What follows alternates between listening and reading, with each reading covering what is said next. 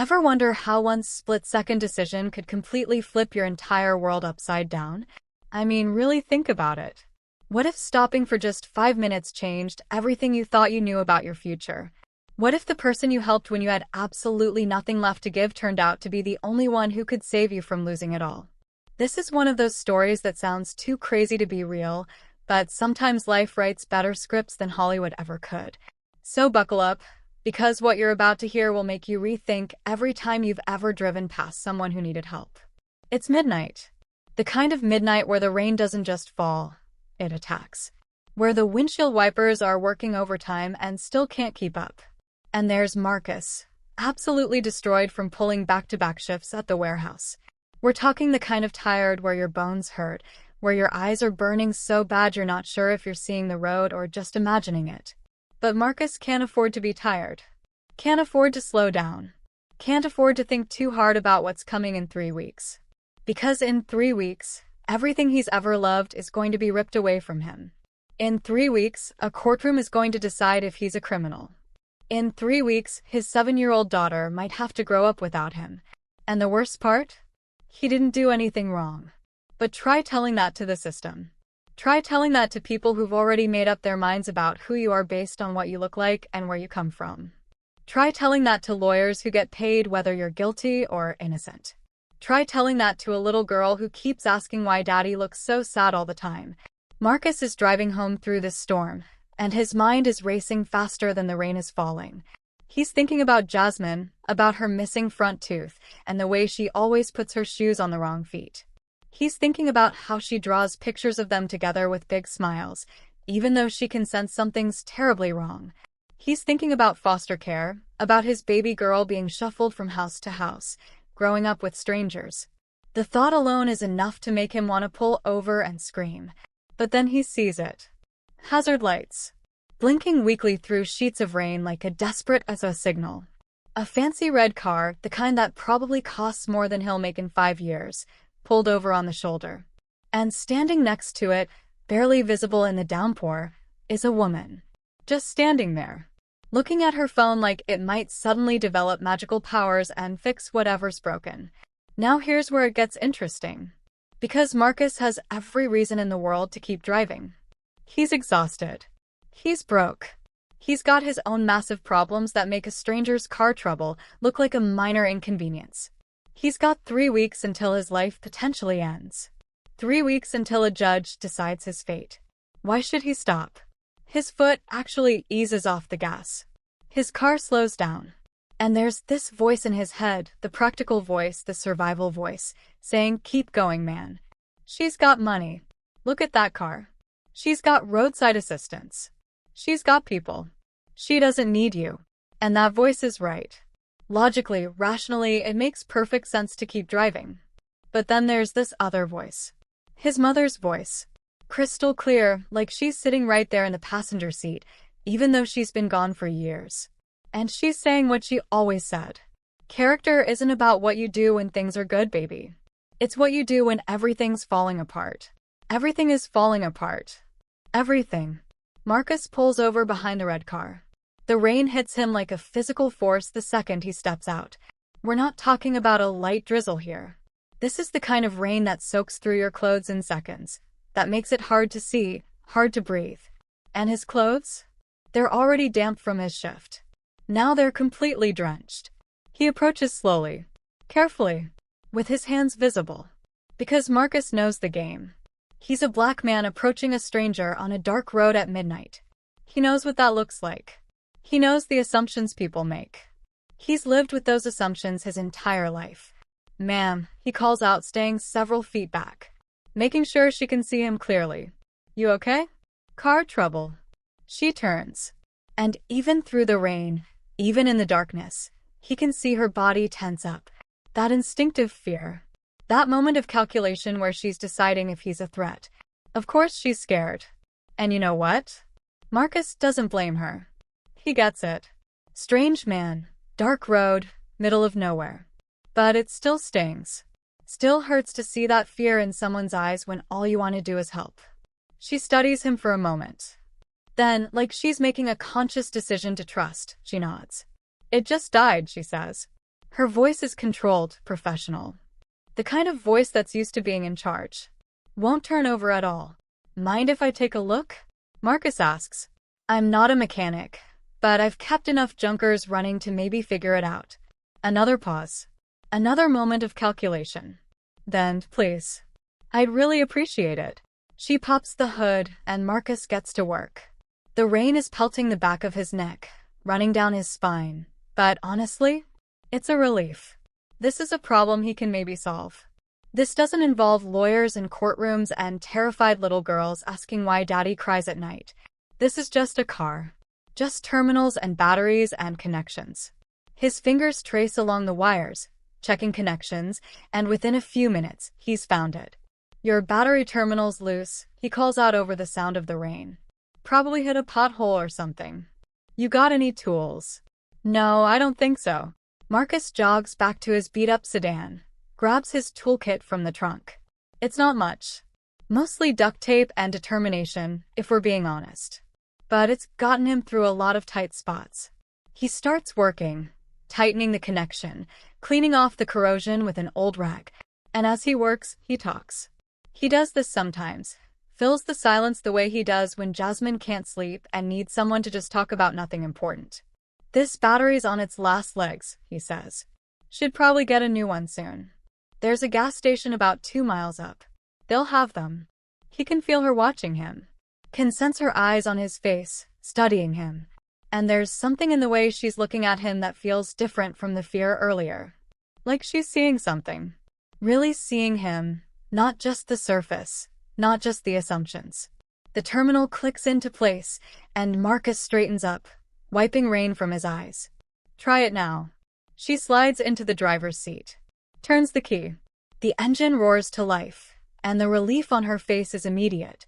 Real. Like this wasn't just about a car breaking down. Like maybe she had somewhere important to be, something urgent depending on her getting there. How much do I owe you? She's already reaching for her purse. Marcus shakes his head, already backing toward his car. Just glad I could help, ma'am. Wait. She's got this look on her face now. Genuine gratitude mixed with something else. Respect, maybe. Like she's recognizing something in him that most people miss. At least tell me your name so I can thank you properly. He turns back, rain streaming down his face, and their eyes meet fully for the first time. He sees gratitude there, yes, but also something deeper. Like she's seeing past the soaked clothes and the beat-up car and the duct tape toolkit. Like she's seeing who he actually is. Marcus, he says, because he's too tired to be cautious. Because the trial is 3 weeks away and nothing matters anymore. Because maybe, just maybe, it would be nice for one person in the world to know his name and not immediately think criminal. Marcus Johnson. Thank you, Marcus Johnson, she says, and her voice is warm despite the cold, despite everything. You might have just saved my night. If only you knew, he thinks, climbing back into his car. If only you knew you might have just been helped by a man the world thinks is a thief. He pulls away, watching her hazard lights disappear in his rearview mirror. He never asked her name. Didn't even think about it. In 3 weeks, none of this is going to matter anyway. He has no idea how wrong he is about that. Now, let's rewind for a second and talk about how Marcus ended up in this impossible situation in the first place. Because this is where the story gets really messed up. 6 months earlier, Marcus had what you might call a normal life. Not easy, not perfect, but normal. He worked for a small landscaping company. Decent pay, honest work, the kind of job where you come home tired but satisfied. He and his business partner, Victor Thompson, had built something real together. Nothing fancy, but it was theirs. Then $47,000 vanished from the company accounts. Just gone. Poof. Like it never existed. And Victor, this man Marcus had worked alongside for 3 years, this man he'd trusted, looked him dead in the eye and said Marcus took it. Now imagine that for a second. Imagine someone you trust accusing you of something you didn't do. But it's not just an accusation. Victor had evidence. Documents. Financial records. Email trails.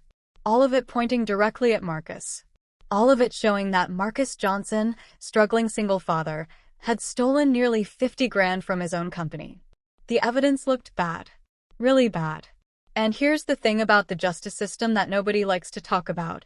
It doesn't matter if you're innocent. What matters is what you can prove. What matters is how good your lawyers are. What matters is how much money you have to fight back. Marcus had none of those things. He couldn't afford a real attorney, so he got Rodriguez. Don't get me wrong, Rodriguez was a good man. Had a kind heart, genuinely believed Marcus was innocent. But he was overworked, underpaid, handling 50 cases at once. And Victor? Victor had money, had connections, had lawyers who could make black look white and up look down.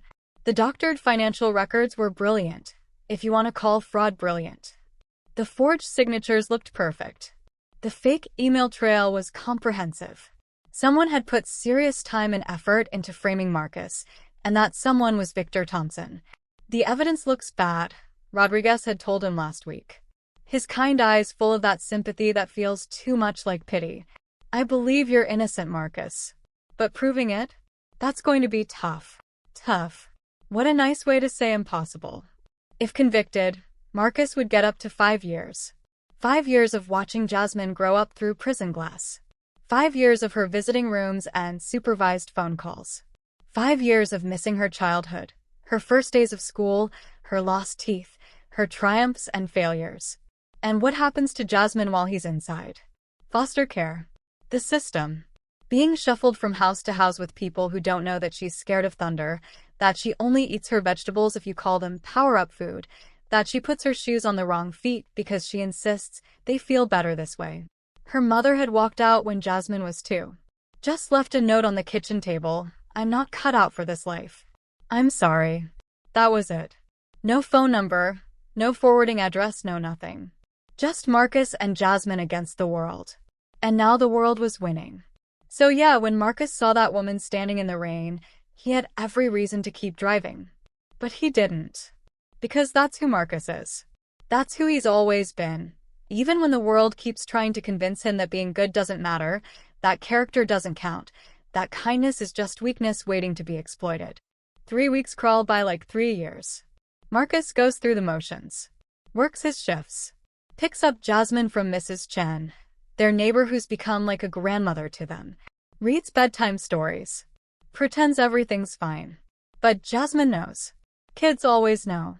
"Daddy," she says one night, her voice small in the darkness. "Are you going to jail?" His heart breaks. "I don't know, baby girl.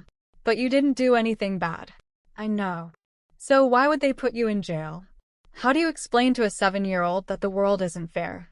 That sometimes bad people win and good people lose? That justice is supposed to be blind but somehow always seems to see certain things very clearly? Sometimes, Marcus says carefully, grown-ups make mistakes. Even judges. But Mrs. Chen says, judges are smart. Says they help good people. I hope she's right, Jazz. I really hope she's right. Trial day arrives like an execution date. Marcus puts on the cheap suit Rodriguez loaned him because he couldn't afford to buy one. The fabric feels wrong against his skin. Too tight in some places, too loose in others. Like he's wearing someone else's life. His hands won't stop shaking. His heart is racing so fast he thinks he might actually pass out right there in the courthouse hallway. This is it. This is the moment that decides everything. Whether he gets to tuck Jasmine in tonight, or whether she starts her journey through the foster system tomorrow. Rodriguez is beside him, organizing papers with the efficiency of someone who's done this 1,000 times. But Marcus can see the worry in his eyes. They both know how this looks. They both know what happens to people like Marcus when they go up against people like Victor. All rise for the Honorable Judge Diana Mitchell. Marcus stands on legs that feel like they might give out any second. His eyes are fixed on the floor because he can't bring himself to look up, can't bear to see the face of the person who holds his entire future in their hands. But something makes him glance up. Some instinct, some pull he can't explain. The judge enters, black robes flowing, posture commanding and authoritative as she takes her seat behind the bench. And Marcus's breath catches in his throat. Wait. He knows that face. Those eyes. That way of carrying herself with quiet authority. His mind flashes back to 3 weeks ago. The rainy night. The woman beside the red car. The gratitude in her eyes when he'd fixed her battery terminal. No. It can't be. But the more he stares, the more certain he becomes. And the more impossible it seems. The woman he helped 3 weeks ago is now sitting behind that bench, holding a gavel that will determine his fate. His heart is hammering so hard he's sure everyone in the courtroom can hear it. Is he imagining this? The lighting is different now. Harsh fluorescent instead of darkness and rain. She's in formal robes instead of soaked clothes. Her hair is pulled back severely instead of wet and loose. Maybe he's wrong.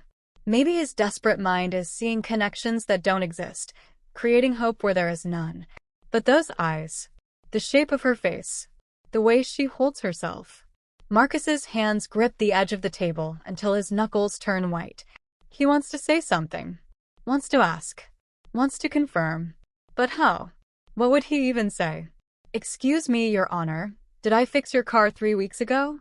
Yeah, that would go over well. He glances at Rodriguez, but his attorney is focused on his notes, completely unaware of the storm raging inside Marcus's head. Judge Mitchell is looking down at the case file now. Her expression is neutral, professional. If she recognizes him, she's giving absolutely no sign of it. Not a flicker of acknowledgement. Not a hint of familiarity. Maybe it isn't her. Maybe he's losing his mind. Maybe this is what happens when you're so desperate for hope that you start seeing miracles where there's only coincidence. The proceedings begin. The prosecutor starts his opening statement, laying out the case against Marcus with the kind of confidence that comes from having all the evidence on your side. Rodriguez responds, doing his best with what little he has to work with. But Marcus can barely focus. His mind keeps returning to that face behind the bench. It looks like her. It really, really looks like her. Throughout the hearing, he finds himself stealing glances at Judge Mitchell, trying to be certain, trying to reconcile the desperate woman in the rain with this stern figure of authority. Every time he looks, he's more convinced. And every time he tells himself he has to be wrong. Then something happens that makes his heart stop completely. The prosecutor is presenting photocopied financial documents, and Judge Mitchell leans forward. Her eyes are sharp, focused, as she examines them. "Mr. Davis," she says, and there's steel in her voice. "These are photocopies. Where are the originals?" Marcus's breath catches. It's her. It has to be her. But she never looks at him. Never gives any sign that she knows who he is. Her face remains perfectly neutral, perfectly professional as she questions the prosecutor about the evidence. "I have concerns about these documents," she says firmly. "This court will not proceed based on photocopies of photocopies. Mr. Rodriguez, I'm granting your motion for forensic examination. We'll reconvene when we have properly authenticated documents." The gavel comes down with a sharp crack that echoes through the courtroom. Marcus flinches. His entire body is trembling. Rodriguez is talking beside him, explaining what just happened, how unusual it is, how lucky they are. But Marcus barely hears him. His eyes are on Judge Mitchell as she gathers her files and disappears into her chambers. Was it her? Had the woman he helped in the rain just saved him right back? Or is his desperate mind playing tricks on him, creating hope where there is none? He wants to believe. God, he wants so badly to believe. But he can't be sure. And that uncertainty is going to eat him alive for the next 2 weeks. Now let's talk about what's happening on the other side of that chamber's door. Because while Marcus is sitting out there wondering if he's going crazy, Diana Mitchell is leaning against her door with trembling hands pressed flat against the wood. Her heart is racing. Her mind is spinning with the magnitude of what just happened. Marcus Johnson, the man who stopped in the pouring rain to help her. The man who refused payment and smiled wearily and told her his name before disappearing into the night. She'd seen the recognition in his eyes when she entered the courtroom. Watched him do a double take. Watched confusion and hope and uncertainty flash across his face like a neon sign. He suspected, but he wasn't sure. And she'd given him no confirmation. Kept her face perfectly neutral. Because to acknowledge it, to show any sign that she knew him, would be grounds for immediate recusal. And if she recused herself, this case would go to Judge Harrison. Diana presses her fingers to her temples, feeling the beginning of a headache that has nothing to do with courtroom stress and everything to do with the ethical tightrope she's currently walking. Judge Harrison has a 94% conviction rate. He's tough on crime, which sounds great until you realize he's tough on everyone regardless of whether they actually committed the crime. He has no patience for public defenders, no time for defendants who can't afford real lawyers, no interest in digging deeper than the surface evidence. If this case goes to Harrison, Marcus Johnson is going to prison. Innocent or not. She'd seen the evidence when the case first crossed her desk. Had seen how flimsy it was, how circumstantial. Had seen how easily it could be torn apart with proper forensic examination. But Judge Williams, who'd originally had the case, had been too busy to care. Had denied the forensic examination because it cost money and took time, and the evidence looked good enough for a conviction. Marcus Johnson was being railroaded, and the only person who could stop it was someone who absolutely should have recused herself the moment she saw his name. Diana leans against her desk, staring at the file in front of her. She just bent every ethical rule in the book. Used her position to demand evidence examination that should have been done months ago. Fought for a defendant she had personal contact with. But what choice did she have? Let an innocent man go to prison because the system was too lazy to do its job properly? She'd seen something that night on Riverside Drive. When Marcus had stopped to help her, when he'd worked in the pouring rain with his duct tape tools, when he'd refused payment even though she could tell from his car and his clothes that he desperately needed it. She'd seen real, uncomplicated human goodness. The kind that's become so rare in her world of criminals and liars, and people will say anything to avoid consequences. And that kind of goodness doesn't steal, doesn't forge documents, doesn't betray partners. That kind of goodness is exactly what the system is supposed to protect, not destroy. Sometimes justice requires impossible choices. She just hopes she's making the right one.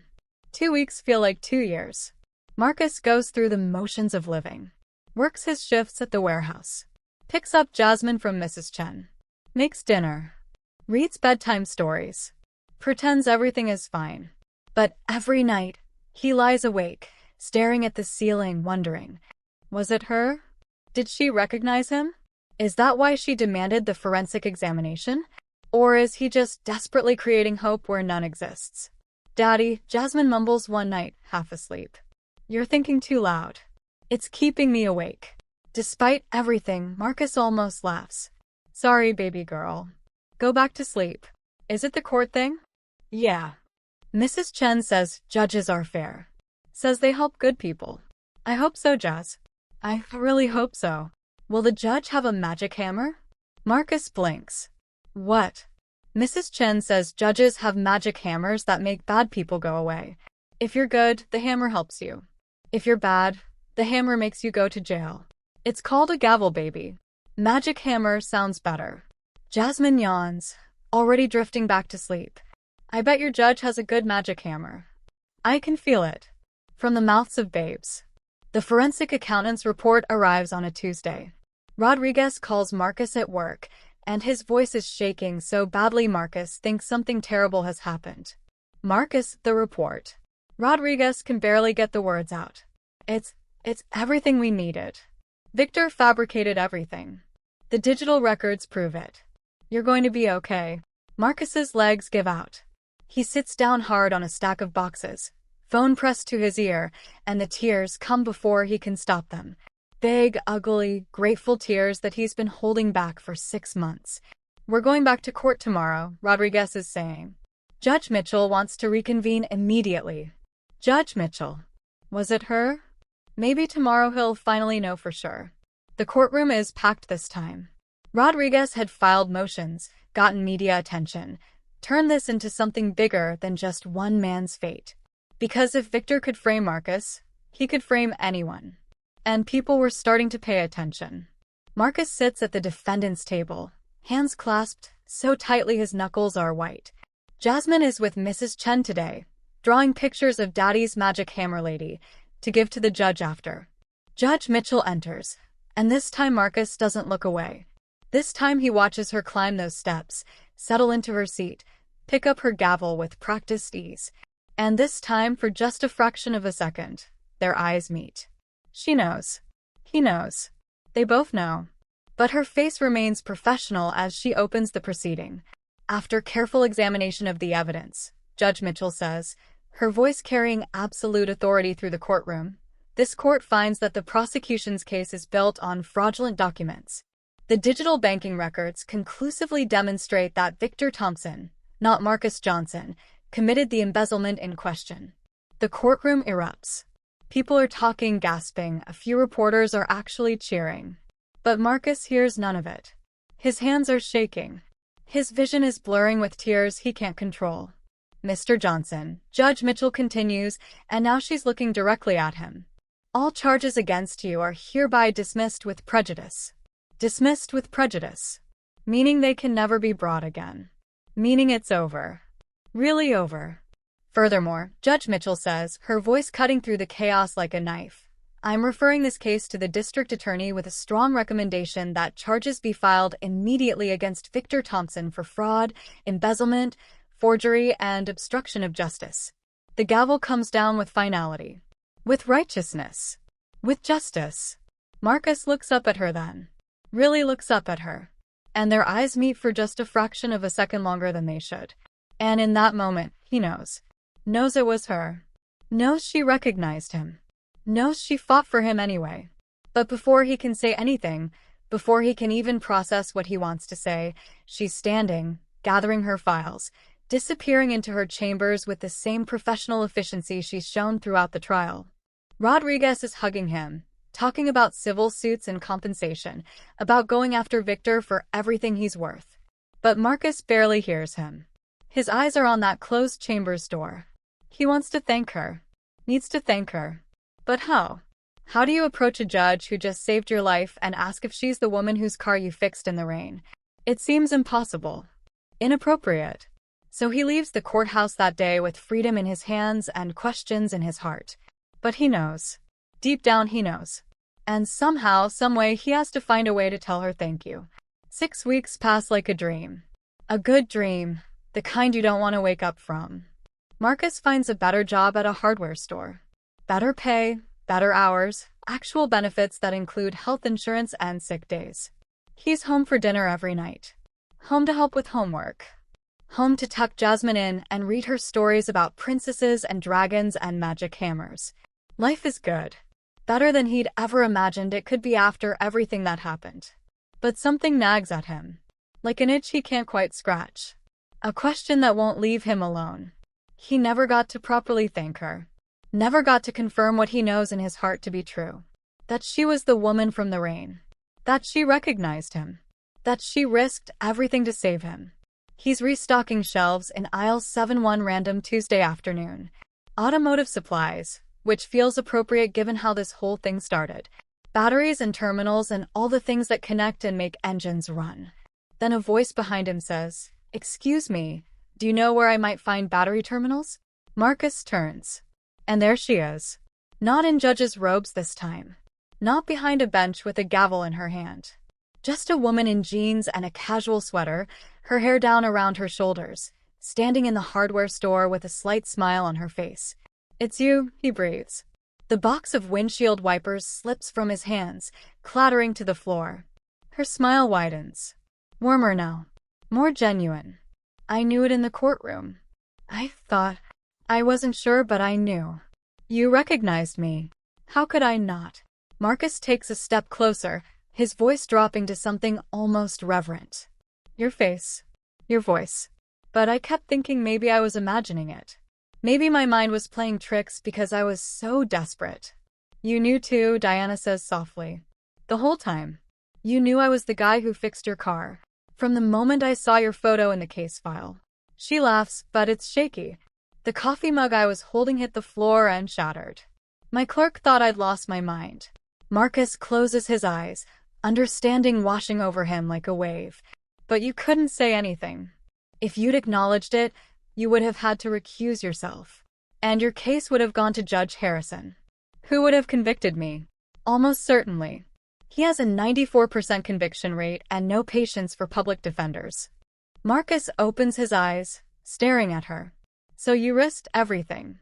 Your career. Your reputation." "I could lose my position if anyone found out," Diana says quietly. "I broke about a dozen ethical guidelines.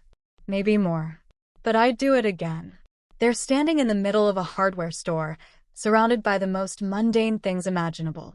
Screws and paint cans and extension cords. And yet the moment feels sacred. Why? Marcus asks. His voice is barely a whisper. Why would you risk so much for someone you met once in the rain?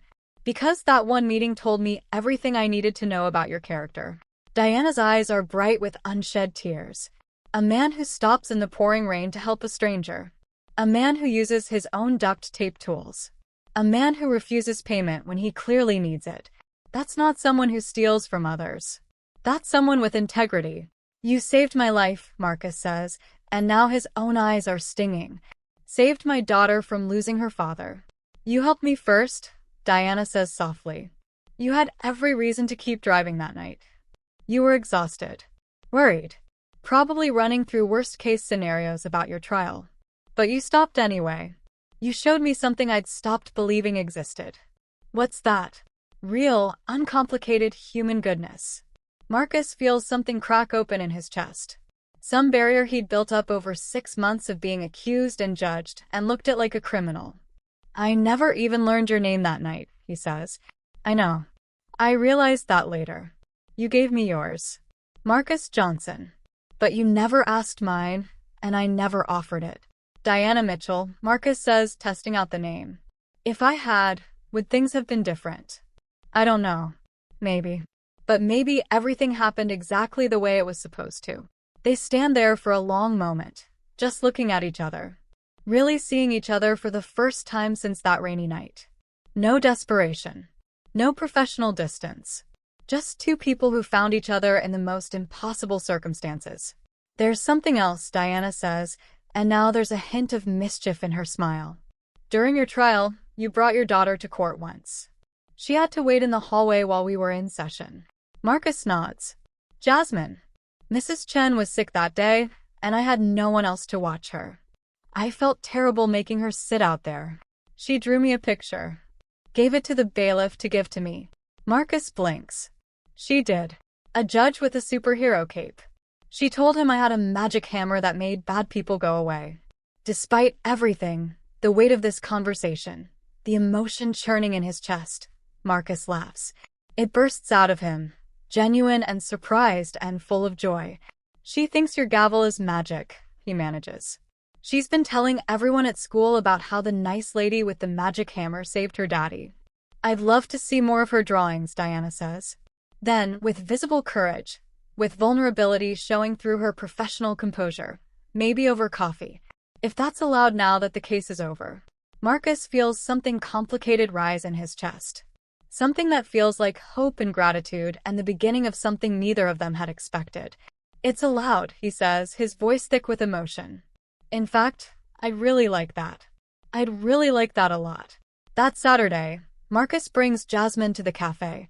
He'd explained that Miss Diana wanted to see her drawings, and his daughter had spent the entire morning organizing her artwork and changing her outfit 4 times.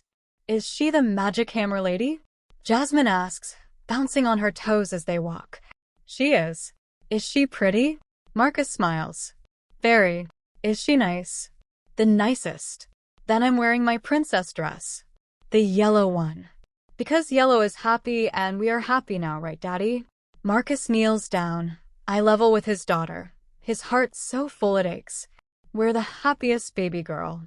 Now, watching Jasmine spot Diana across the cafe and practically vibrate with excitement, Marcus feels something shift inside him. Something that feels like coming home. Daddy! Daddy, it's the magic hammer lady. Jasmine squeals, dragging him forward with the kind of strength that only excited 7-year-olds possess. Diana stands, and Marcus watches her face transform as Jasmine barrels toward her. All the professional composure melts away, replaced with genuine warmth and delight. Hi, I'm Jasmine, but you can call me Jazz because that's what Daddy calls me when I'm being good, and I'm being very good today. The words tumble out in one breathless rush as Jasmine thrusts a rolled-up piece of paper at Diana. See, that's you with your magic hammer, and that's the cape because superheroes need capes, obviously. Obviously. Diana agrees, unrolling the drawing with genuine care. Her eyes soften as she studies the crayon artwork. This is beautiful, Jazz. I know, Jasmine says with zero modesty, already climbing into the chair across from Diana. I'm really good at art and also at eating pancakes. Do they have pancakes here? Marcus finally catches up, slightly out of breath. Just slow down. You're like a tiny tornado. Tornadoes are fast and powerful, Daddy. Thank you. Jasmine beams, completely missing that it wasn't exactly a compliment. Diana is laughing. Really laughing. And it's the most beautiful sound Marcus has ever heard. In the courtroom, she'd been all authority and sharp edges, controlled and professional. Here, watching her interact with his whirlwind daughter, she's something else entirely. She's real. She's warm. She's someone he could see in their lives. Not just as the judge who saved him, but as someone who belongs. Over hot chocolate for Jasmine and coffee for the adults, the conversation flows with surprising ease. Jasmine entertains them with elaborate stories about her stuffed animals' adventures, complete with different voices and dramatic hand gestures that knock over her hot chocolate twice. And then Mr. Fluffington, he's my rabbit, he said to Princess Sparkle Paws, she's my cat. We need to save the kingdom. But then they remembered they can't read maps, so they got lost at the grocery store instead. That's quite a plot twist, Diana says, genuinely charmed, dabbing at the spilled hot chocolate with napkins. I know. I'm full of twists.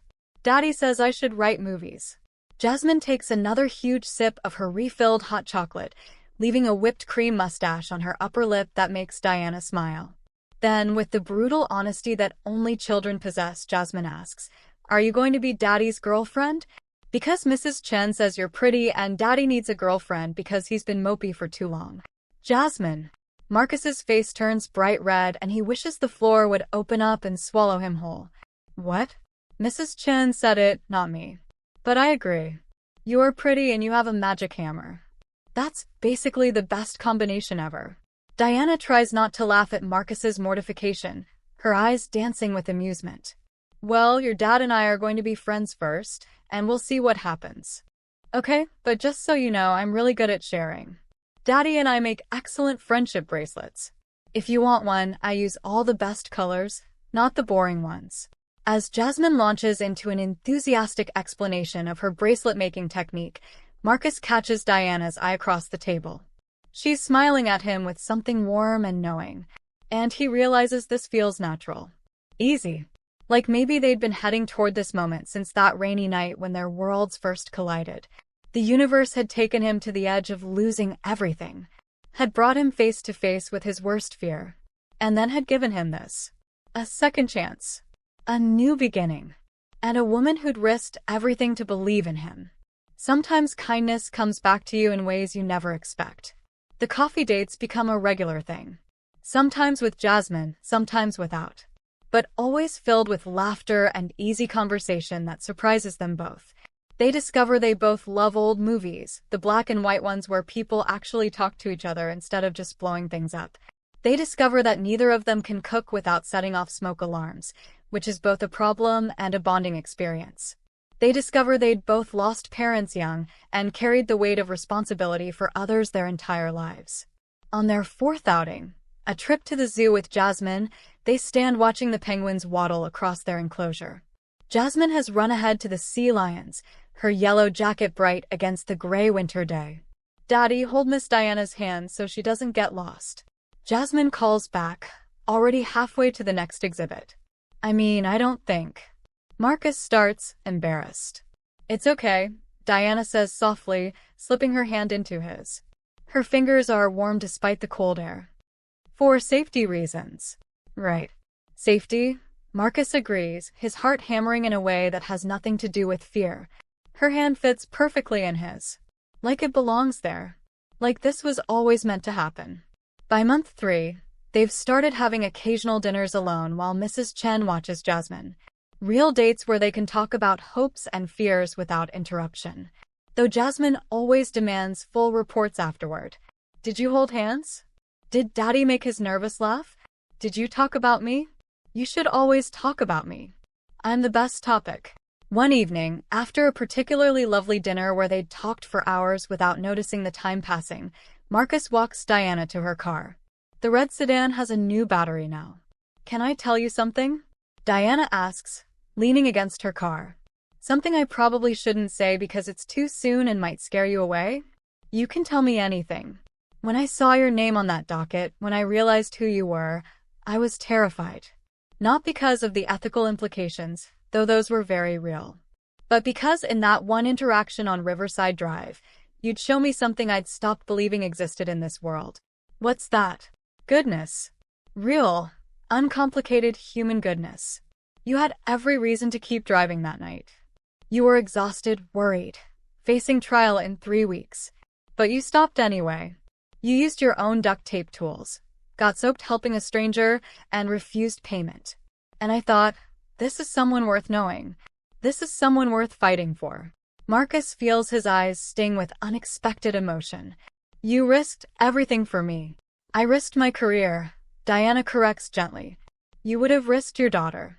Those aren't equivalent scales. What I did was the minimum that justice demanded. What you did that night was pure character. He kisses her then. Soft and careful and full of promise. When they pull apart, they're both smiling. Jazz is going to be insufferable when she finds out, Marcus says. She'll probably demand a full report. She'll want to know if there were fireworks. And what will you tell her? Marcus pulls Diana close again. I'll tell her there were fireworks. The best kind.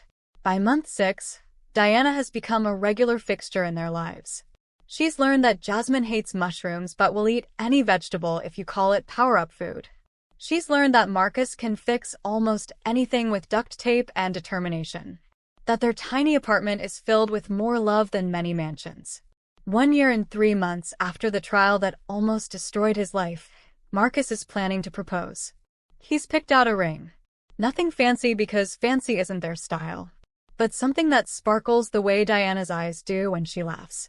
He's planned an elaborate sunset proposal at the park where they'd had their 3rd date, the one where Jasmine had insisted he hold Diana's hand for safety. Mrs. Chen has agreed to watch Jasmine while he takes Diana to the park. Everything is planned perfectly, except he's made one crucial miscalculation. Jasmine cannot keep a secret to save her life. They're at the park, walking toward the spot where Marcus had planned to get down on one knee, when Jasmine suddenly appears from behind a tree. Are you going to ask her to marry us yet? She shouts at the top of her lungs. The ring is burning a hole in your pocket, Daddy. That's what Mrs. Chen said. Diana's hand flies to her mouth. Her eyes go wide with shock and delight. Marcus glares at his daughter, who's bouncing up and down with zero remorse.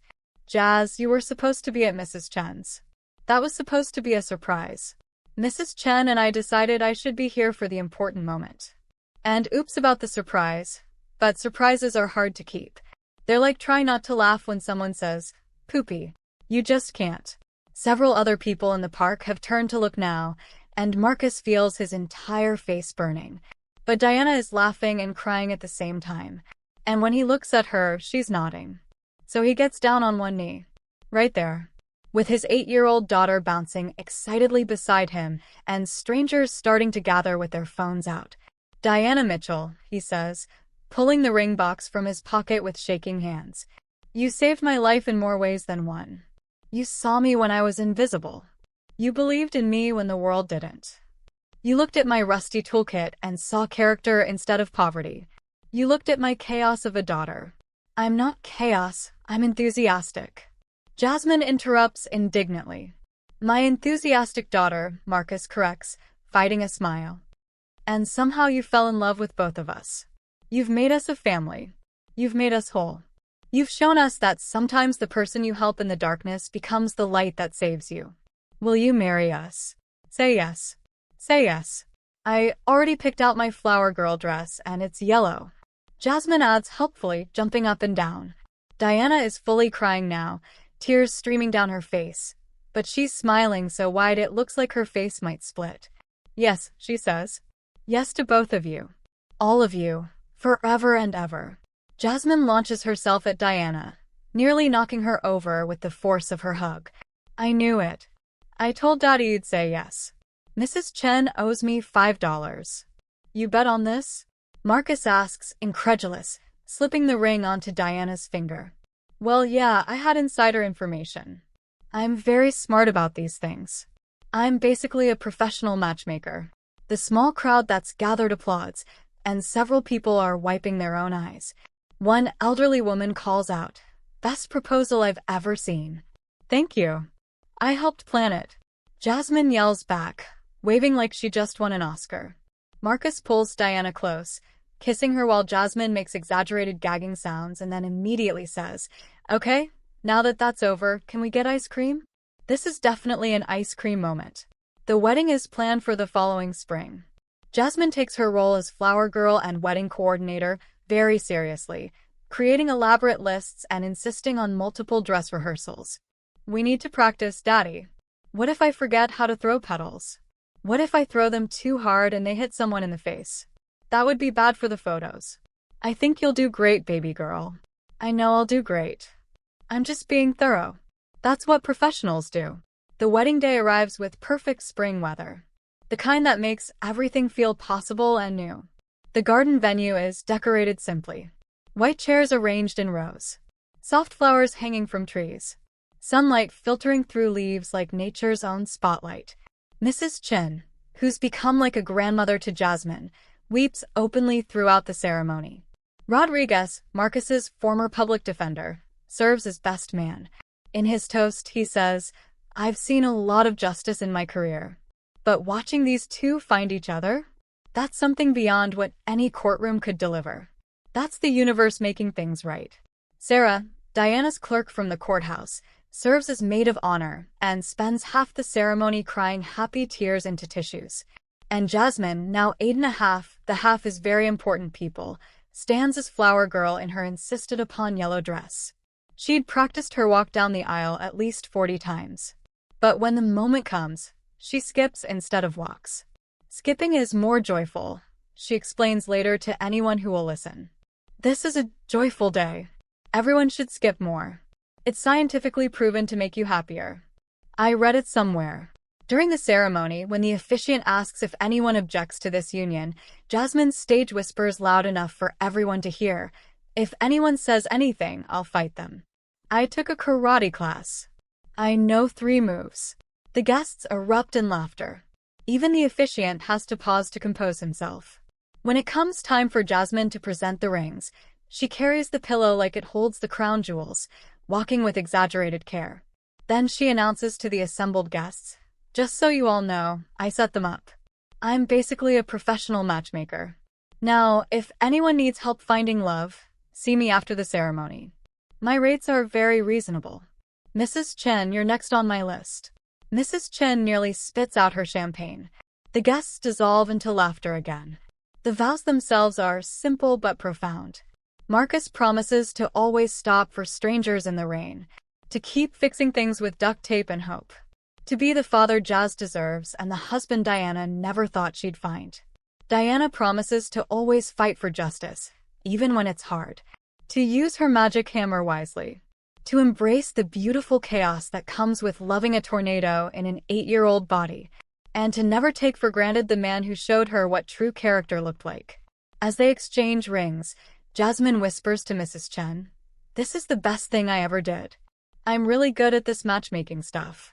During the reception, Jasmine takes her self-appointed job as party coordinator very seriously. She teaches Sarah from the courthouse how to do the floss dance. She critiques the DJ's song choices. More Encanto. We need way more Encanto.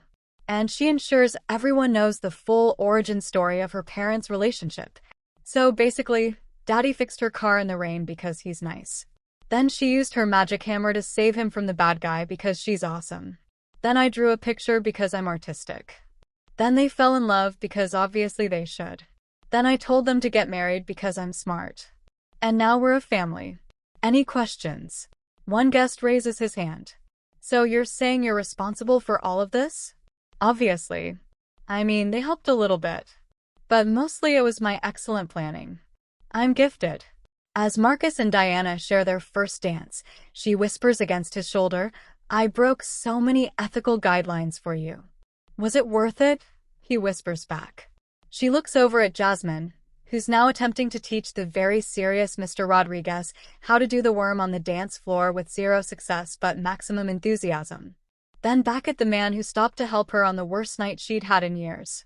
Every single violation, she says, and kisses him as their small gathering of loved ones applauds. And Jasmine yells, "Get a room." Just kidding. This is romantic. Keep going. Later, during what was supposed to be the father-daughter dance but became a family dance because Diana insisted on joining, Jasmine looks up at both of them with unusual seriousness. "I'm really happy," she says. "Like the happiest I've ever been in my whole entire life." "Me too, baby girl," Marcus says, his voice thick with emotion. "Me three," Diana adds, pulling them both closer. "Good. Because now I have a mom who can teach me about the law and a dad who can teach me about fixing cars, and I'll be basically unstoppable. I'm going to run the world someday." "That's what I'm afraid of," Marcus laughs. "Also, can we get a dog now? Because families should have dogs. It's basically a rule." "I checked." "We'll talk about it," both parents say in unison. "That's parent talk for maybe yes." "I'm totally wearing you both down. I can feel it working. Look, here's the thing about life that nobody really tells you. We think we know how our story will end. We write the script in our heads, convince ourselves that this is how it has to go, and then we just resign ourselves to that ending." Marcus believed his story would end in a courtroom. Believed that gavel would come down to seal his fate and separate him from his daughter forever. He believed in a world where character didn't matter, where the system crushed people like him without mercy or second chances. He was wrong about all of it. Victor Thompson ended up serving 5 years for fraud and embezzlement. The real evidence, once properly examined, was overwhelming. Justice was served, even if it took an unconventional path to get there. Marcus spent months believing the system would destroy him, never knowing that the system, in the form of one remarkable woman with a conscience stronger than her fear, had been fighting for him all along. And Diana? She spent years dispensing justice from behind a bench, making decisions that affected countless lives, believing that following the rules was always the same as doing right. But she learned that sometimes the greatest judgment you can make is choosing to follow your heart, even when it means bending rules that were written without room for mercy or human connection. As for Jasmine, she gained a mother who taught her that being strong and being kind weren't mutually exclusive, who showed her that sometimes the bravest thing you can do is believe in someone when the world doesn't, who proved that magic hammers are real if you're willing to use them for good, and who never, ever underestimated the matchmaking skills of an 8-year-old with a plan and unlimited confidence. The three of them became the family none of them had known they were searching for. A black father who believed in helping strangers, a judge who believed in justice over blind rule following, and a little girl who believed in magic hammers. And you know what? That makes all the difference in the world. Because here's what I want you to take away from this story. Every single day you make choices. Some feel big, some feel small. But you never know which choice is going to change everything. Marcus could have kept driving. Had every reason to. Was exhausted, worried, facing the worst 3 weeks of his life. But he stopped. And that one decision to help a stranger created a ripple effect that saved his entire future. Diana could have recused herself. Should have, by the letter of the law. Could have passed the case to someone else and kept her hands clean. But she chose to fight for what was right instead of what was easy. And that decision saved an innocent man from prison and gave a little girl her father back. Even Jasmine, in her 8-year-old wisdom, made a choice. To draw a picture for a judge. To insist on being present for important moments. To believe in the magic of good people doing good things. Every act of kindness matters. Every time you stop when you could keep going. Every time you fight when you could walk away. Every time you choose to believe in someone when the world doesn't. You never know when you're fixing more than just a battery terminal. When you're saving more than just someone's night. When you're becoming part of someone's miracle. So here's my challenge to you. Be like Marcus. Stop for strangers in the rain. Help when it's inconvenient. Give when you don't have much to give. Because character isn't about what you do when things are good. It's what you do when everything's falling apart. Be like Diana. Fight for what's right, even when the rules make it hard. Trust your instincts about people's character. Use whatever hammer you've got, magic or otherwise, to make the world more just. And maybe, just maybe, be a little bit like Jasmine. Believe in magic. Skip when you should walk. Draw pictures that make people smile. And never underestimate your ability to change someone's world. If this story moved you, if it reminded you that kindness always comes back in unexpected ways, do me a favor. Share this with someone who needs to hear it. Drop a comment telling me about the kindest thing a stranger ever did for you. Or the time you stopped when you could have kept going. Because we're all just one broken down car away from changing someone's life. We all have the power to stop in the rain. We all carry magic hammers, whether we know it or not. The question is, will you use yours? Thanks for spending this time with me. Until next time, remember that every act of kindness creates ripples you can't even imagine. And sometimes, the person you help becomes the person who saves you right back. Now go out there and be someone's miracle. The world's waiting.